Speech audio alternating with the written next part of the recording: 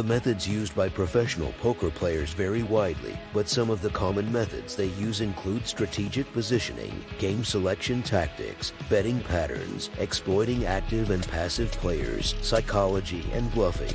Professional poker players use strategic positioning to give themselves an edge over less experienced players. This involves sitting at certain positions in a game to get the best information about opponents' cards before making decisions. At certain tables, this can mean taking an early position so that you know what everyone else has done before it's your turn, or in tournaments, playing closer to the button, another name for dealer, so that you have more information when it comes time to make difficult decisions. Game selection is a key tool used by pro poker players. They typically stick with games they feel they have an edge on, instead of just playing any available game. Generally, they prefer playing games with lower stakes and limited competition compared to higher stakes tables with more experienced opponents.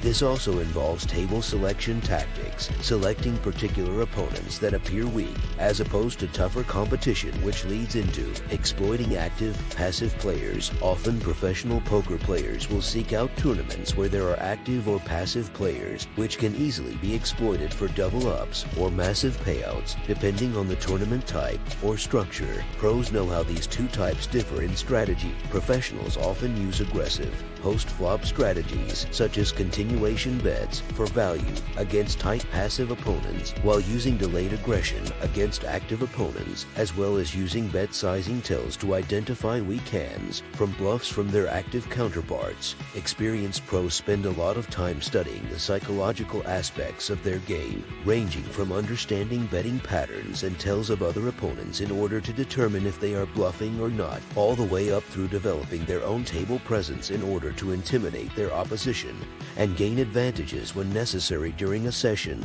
game, or tournament through strategically timed bluffs and bets.